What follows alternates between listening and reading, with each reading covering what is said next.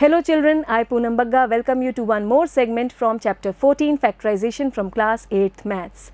In this chapter we have learnt that an algebraic expression can be factorized either by the common factor method or by regrouping the terms or by using the algebraic identities.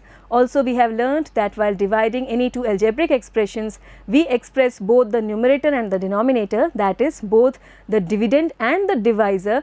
We express both these polynomials in their factor form, and then by cancelling out the common factors in both these we can easily carry out the division. Now today we are going to discuss about some of the commonly made errors, the errors that students make while doing problems based on algebra. We see that while adding or multiplying or subtracting or dividing any two algebraic expressions, often children make mistakes, and today we are going to discuss some of these commonly made mistakes so that we get our concepts clear and we avoid making such mistakes. We take some cases here one by one. Here we have one equation where we see 3x plus x plus 5x is equal to 72. This is given as 8x equal to 72 as we write the next step. Now is there any error hidden here? You will see here if we add 3x and 5x we get 8x. तो अब ये x कहाँ चला गया? इस x को तो consider ही नहीं किया, सिंपली यहाँ पर 3 और 5 इन कोएफिशिएंट्स को ऐड कर लिया, साथ में x है तो 8x लिख दिया और फिर यहाँ से x इक्वल टू 9 आंसर ले आए. तो यहाँ कुछ गलती तो है ना, ये वाली टर्म कहाँ गई, इसको तो कंसिडर ही नहीं किया. Whenever we write one expression in such a way where the numerical coefficient is not shown, this means that the numerical coefficient related to this term is actually 1. जब भी ऐसी कोई टर्म हो जहाँ पर न्यूमेरिकल कोएफिशिएंट शो नहीं किया गया है तो वहाँ हमें अपने आप ये समझ होनी चाहिए कि वो कोएफिशिएंट है 1, और जब भी हम एडिशन या सब्ट्रैक्शन करें तो ऐसे में हम इस 1 को कंसिडर ज़रूर करेंगे. और ऐसे में आप देखिए 3 + 1 it will be 4, 4 + 5 it will be 9, and then we have x also. So 9x will be equal to 72 and x will be equal to 72 by 9. This gives us x equal to 8. Now this is the right answer whereas this is the wrong answer. और क्या गलती कर रहे हैं यहाँ पर, इस term को कंसिडर ही नहीं किया गया है. So remember every time coefficient 1 of a term is usually not shown, but while adding like terms we include it in the sum. वैसे तो ये इस तरह की टर्म हो तो न्यूमेरिकल कोएफिशिएंट अगर 1 हो तो उसे शो नहीं करते हैं, लेकिन जब कैलकुलेशन करते हैं तब इस 1 को ज़रूर कंसिडर करते हैं. तो जब भी हम सम फाइंड आउट कर रहे हो या डिफरेंस फाइंड आउट कर रहे हो तो आप इस 1 को ले आइए और फिर आप सम या डिफरेंस फाइंड आउट करेंगे. ठीक है, तो आगे से आप ये गलती नहीं करेंगे. अगर आप अभी तक करते आए हैं तो अपना कॉन्सेप्ट क्लियर कर लीजिए और आगे से ऐसी गलती नहीं करेंगे. Next we take the case where we have for x equal to -3, 5x equal to 5 - 3 equal to 2. Now again there is one error, and what is it? 5x means 5 × x, ये हम समझते हैं, और यहाँ तो 5 - 3 कर दिया है. जब x की जगह -3 वैल्यू रिप्लेस की गई तो 5 - 3 करके सब्ट्रैक्शन कर दिया और आंसर 2 ले आए. तो ये तो गलत है ना. अगर हमारे पास x की वैल्यू है -3 और एक्सप्रेशन है 5x और अब x की जगह हमें -3 रखना है तो ऐसे में हम नेगेटिव वैल्यू को ब्रैकेट में एनक्लोज करके लिखते हैं, and we can write it as 5 × -3, and now this means we are multiplying both these values and then we will get it as -15. 5 × 3 = 15 और माइनस भी आएगा. तो ध्यान रखिएगा, every time remember to make use of brackets while substituting a negative value. जब भी आप negative value substitute कर रहे हैं तो ब्रैकेट ज़रूर लगाना है. ऑल्सो इफ़ यू सब्सटीट्यूट से एनी पॉजिटिव वैल्यू, मान लीजिए हमारे पास है 5x एक्सप्रेशन और इस बार हम x इक्वल टू 3 लेकर चलें, तब हम जो वैल्यू सब्सटीट्यूट करेंगे उसे कैसे लिखेंगे? अब हमारे पास माइनस साइन तो नहीं है, तब भी हम या तो इस तरह से लिखेंगे 5 × 3, या फिर हम 5 और फिर ब्रैकेट में 3 को लिखिए. ये दोनों ही इंडिकेट करते हैं कि हम दोनों वैल्यूज़ को मल्टीप्लाई कर रहे हैं. 5 × 3 लिखिए या फिर 5 के साथ ब्रैकेट में 3 लिखिए. इससे हमारा यही मीनिंग आता है कि दोनों तरह से हमें मल्टीप्लाई करना है. मान लीजिए आप ना तो ब्रैकेट लगाते हैं और ना ही मल्टीप्लाई का साइन, तब आप कैसे लिखेंगे? इस तरह से. अब इसे कैसे रीड करेंगे बताइए आप? Now you will read it as 53, और ये तो ऑल टुगेदर सेंस ही डिफरेंट हो गई. ये बिल्कुल ही गलत हो गया, हमारा नंबर ही चेंज हो गया, जबकि हमारा आंसर आना चाहिए था 15. क्या आंसर आना चाहिए था? 15. हमने उसकी जगह लिख दिया 53। ये तो ऑल टुगेदर बिल्कुल ही गलत केस हो गया। तो जब भी हम कोई वैल्यू रखेंगे मल्टीप्लाई करने के लिए, 5x का मतलब होता है 5 इंटू एक्स, ये हमें समझ होनी चाहिए। 5x means 5 into x. और अब हम जब भी x की जगह कोई वैल्यू रखेंगे तो या तो हम उसको ब्रैकेट में रखेंगे या फिर हम ये मल्टीप्लाई साइन बीच में शो करेंगे। अब अगर हम यहाँ पर नेगेटिव वैल्यू रख रहे हैं तो आप या तो इस तरह से शो कीजिए, अगर आप 5 इंटू -3 लिखते हैं, यहाँ पर भी आप देखेंगे दो सिंबल्स एक साथ आ रहे हैं, मल्टीप्लाई और माइनस, ये भी सही नहीं है। Always enclose this inside a bracket. तो जब भी नेगेटिव वैल्यू हो तो आप उसको ब्रैकेट में एनक्लोज कीजिए, और पॉजिटिव वैल्यू हो तब भी आप इस तरह से शो करके मल्टीप्लाई शो कर सकते हैं। बात क्लियर है कि कब हमें मल्टीप्लाई शो करना हो तो किस तरह से करना है। 5 इंटू 3, या तो ये सिंबल लगाइए, दोनों इंपॉर्टेंट है। लेट मी इंडिकेट, या तो आप ये मल्टीप्लाई साइन शो कीजिए या फिर आप ब्रैकेट में एनक्लोज कीजिए। Both ways we will get the multiplication of these given values. ठीक है, बात समझ में आ रही है। मल्टीप्लाई करते समय हमें कैसे शो करना है, जब भी हम एक वेरिएबल की वैल्यू एक्सप्रेस करते हैं, वेरिएबल की वैल्यू पुट करते हैं, सब्सटीट्यूट करते हैं, तब हम कैसे उस मल्टीप्लिकेशन को शो करते हैं वैल्यू रखने के बाद, either in this way either in this way. ठीक है, क्लियर है। और नेगेटिव वैल्यू हो तो हमेशा ही हमें उसे ब्रैकेट में एनक्लोज करना है, ये भी ध्यान रखिएगा। Next we take the case where we have been given 3 into x minus 4 and this is given as 3x minus 4। अब क्या ये सही है? हमने क्या पढ़ा हुआ है, अगर एक मोनोमियल को हम एक पॉलिनोमियल से मल्टीप्लाई करें तो वो मोनोमियल पॉलिनोमियल की हर एक टर्म से मल्टीप्लाई होता है। Here if we multiply 3 by x minus 4, this means we have to multiply this 3 by x also and by minus 4 also. So we will get 3 into x minus 3 into 4 and now the answer should be 3x minus 12. ये answer होना चाहिए था, जबकि answer ये दिया गया है, तो ये तो रॉन्ग है। यहाँ पर एक एरर दिखाई दे रहा है, और वो एरर क्या है, इस टर्म को 3 से मल्टीप्लाई ही नहीं किया गया है। So remember, when you multiply the expression enclosed in a bracket by a monomial outside, each term of the expression has to be multiplied by the monomial. हर एक टर्म को सेपरेटली मल्टीप्लाई करना है monomial से। तो अब ये ध्यान रखेंगे आप, कभी भी ऐसा हो तो सिर्फ फर्स्ट टर्म्स को ही मल्टीप्लाई नहीं करना है कि 3 को x से कर लिया और फिर पीछे वाली भूल गए हम, रॉन्ग। हमें हर एक टर्म को मल्टीप्लाई करना है। इसी तरह से मान लीजिए वी हैव 5x इंटू से a plus b minus c, तो ऐसे में आपको ये 5x को a से भी मल्टीप्लाई करना है, b से भी और यहाँ माइनस c से भी। तो जहाँ तक हमारे ब्रैकेट की रेंज है वहाँ तक मल्टीप्लाई करना है, और ऐसे में आपका आंसर क्या आएगा, 5ax plus 5bx minus 5cx, ये आंसर हुआ। अब मान लीजिए यहाँ पर d भी है, तो क्या अब हम इस d को भी 5x से मल्टीप्लाई करेंगे? ऑब्वियसली नॉट, क्योंकि अब ये ब्रैकेट के बाहर है, तो यहाँ पर 5x की रेंज नहीं है। 5x की रेंज इस ब्रैकेट तक ख़त्म हो गई, और अब ये d तो सिंपली ऐसे ही आएगा।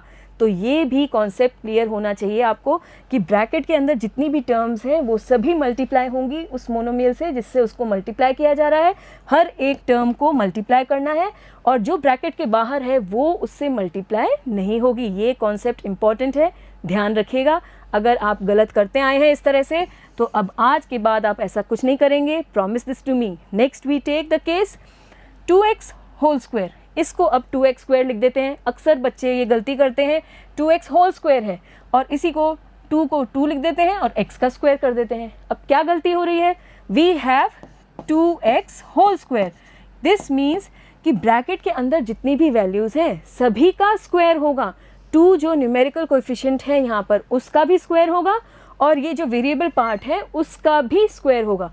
तो 2 का भी स्क्वायर करना है और x का भी स्क्वायर करना है। 2 का स्क्वायर आपका 4 हो गया और x square is x square, so the right answer is 4x square and this is the wrong answer, the error is there. And so what is this, remember when you square a monomial the numerical coefficient and each factor has to be squared। तो अब अगर हमारे पास है मान लीजिए 5x square y और इसका square करना है, तो कैसे करेंगे, 5 का भी स्क्वायर करेंगे, x स्क्वायर का भी स्क्वायर करेंगे और y का भी स्क्वायर करेंगे, और ऐसे में आपको मिलेगा 25 और फिर यहाँ पर एक ही वेरिएबल है x और अब उस पर 2 पावर्स आ रही हैं, दोनों मल्टीप्लाई हो जाएंगी, x रेज़ टू पावर 4 और y स्क्वायर। ये एरर नहीं है, यहाँ पर हम सही कर रहे हैं। This is the right part, remember this. इस तरह से ब्रैकेट के अंदर जितने भी वैल्यूज़ हैं उन सभी का स्क्वायर करेंगे। तो न्यूमेरिकल कोएफिशिएंट 5 है, उसका भी स्क्वायर करेंगे, then we square x square also and then we square this y also, so we get y square also. Getting it? अब अगर हमारे पास एक्सप्रेशन हो suppose 5x square y whole square और इसके बाहर हमारे पास हो z, तो क्या हम अब z का भी स्क्वायर करेंगे बताइए? Obviously not.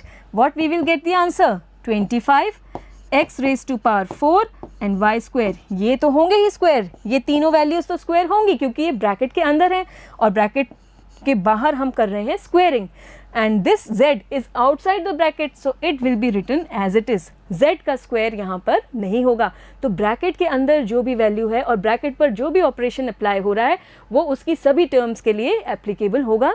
This should be clear. Next we take the case where we have two binomials 2a-3 and a+2, और अब इनका प्रोडक्ट बच्चे अक्सर कैसे लिख देते हैं? 2a को a से मल्टीप्लाई किया 2a स्क्वायर और -3 को 2 से मल्टीप्लाई किया -6 और हो गया आंसर। पर क्या ये सही है? Whenever we multiply two expressions, we multiply each term of the first expression by each term of the second expression. यहाँ पर 2 expressions हैं 2a-3 और फिर है a+2। अब हम देख रहे हैं 2 expressions हैं। पहले expression की जो पहली term है 2a, ये इस expression की दोनों ही term से multiply होगी। 2a को हम इस पूरे एक्सप्रेशन से मल्टीप्लाई करेंगे a+2 से, और फिर यहाँ है -3, इस -3 को भी पूरे ही एक्सप्रेशन a+2 से मल्टीप्लाई करेंगे and then we will get 2a square as we multiply 2a by a plus 2a into 2 it will be 4a, then -3 into a it will be -3a, minus plus it will be -3 2 ज़ा 6। इस minus का हमेशा ध्यान रखिएगा, जब भी हम negative value को मल्टीप्लाई करेंगे, आगे ब्रैकेट ओपन करेंगे, माइनस हो बाहर और ब्रैकेट ओपन कर रहे हैं तो उसके बाद आने वाली सभी टर्म्स के साइन चेंज होते हैं। ये ध्यान रखना है, ये गलती नहीं होनी चाहिए। और अब आप देखिए यहाँ बीच में 2 लाइक टर्म्स हैं, यहाँ पर we will merge these 2 terms, 4a-3a it will be 1a and then -6. Now here we see that the numerical coefficient is 1 and we can skip writing it and we can write the answer as 2a square plus a -6. यहाँ पर 1 को show नहीं करेंगे तब भी चलेगा क्योंकि अभी हम कुछ एडिशन सब्ट्रैक्शन तो कर नहीं रहे हैं, तो अपने आप में ये एक्सप्रेशन इस तरह से लिखा जा सकता है। और अब ये राइट आंसर है और ये है रॉन्ग आंसर, समझ रहे हैं आप? तो जब भी हम 2 एक्सप्रेशंस को मल्टीप्लाई करेंगे तो पहले एक्सप्रेशन की हर एक टर्म सेकेंड एक्सप्रेशन की हर एक टर्म से मल्टीप्लाई होगी। देखिए 2a को a से भी कर रहे हैं और 2a को 2 से भी कर रहे हैं, उससे हमें ये 2 टर्म्स मिल रही हैं। इसी तरह से -3 को a और 2 दोनों से मल्टीप्लाई कर रहे हैं जिससे हमें ये 2 टर्म्स मिल रही हैं। तो हमने पहले एक्सप्रेशन की हर एक टर्म को सेकेंड एक्सप्रेशन की हर एक टर्म से मल्टीप्लाई किया है और इस तरह से हमें ये आंसर मिला है। लाइक टर्म्स अगर हमें मिले तो उन्हें हमें मर्ज करना है, वो ऐड हो रही हैं, सब्ट्रैक्ट हो रही हैं, this depends on the sign, the values, you can see this every time and then this will be the final answer. तो इस तरह से आपको राइट आंसर लिखना है, ऐसी कोई गलती नहीं करनी है। जो देखते ही समझ में आ रही है वो लिख दिया, आपको कॉन्सेप्ट क्लियर होना चाहिए कि कैसे हम 2 एक्सप्रेशंस को मल्टीप्लाई करते हैं। Next we have the case where x plus 8 whole square, often children write this one as x square. पहली टर्म का स्क्वायर कर दिया x स्क्वायर, फिर सेकेंड टर्म का स्क्वायर कर दिया 8 स्क्वायर इट 64 और आंसर ख़त्म कर दिया। क्या ये सही है? Now just recall the first identity at this place. First identity में हमारे पास a plus b whole square के लिए एक्सप्रेशन था, a plus b whole square, इसको एक्सपैंड करते हैं और किस तरह से? फर्स्ट टर्म का स्क्वायर करते हैं, सेकेंड टर्म का स्क्वायर करते हैं और फिर दोनों को ही 2 से मल्टीप्लाई करते हैं and so we get it as a square plus 2ab plus b square, या फिर आप इसको इस तरह भी लिख सकते हैं a square plus b square plus 2ab. The order in which we write the terms, it does not make any difference whenever we add the terms, and so while adding the terms we can write them, interchange the position of the terms. तो ये दोनों ही expressions बिल्कुल सही हैं और अब यही identity use करते हुए हम यहाँ एक्सप्रेस करेंगे x प्लस 8 होल स्क्वायर, इसको एक्सपैंड करेंगे। तो ऐसे में फर्स्ट टर्म है x, उसका स्क्वायर करेंगे, फिर सेकेंड टर्म है 8, उसका स्क्वायर करेंगे और फिर इन दोनों वैल्यूज़ को हम 2 से मल्टीप्लाई करेंगे और ऐसे में आएगा आपका answer x square plus 2 8s is 16x plus 8 square is 64. Now this is the right answer and this is the wrong answer. यहाँ पर एक टर्म मिसिंग है और वो टर्म मिसिंग टर्म कौन सी है? जब हम इन दोनों वैल्यूज़ को 2 से मल्टीप्लाई करते हैं, ये भी साथ में चाहिए हमें और बीच में प्लस है तो ये प्लस में होगी, इसको और हमें यहाँ पर ऐड करना है और तब हमें सही आंसर मिलेगा।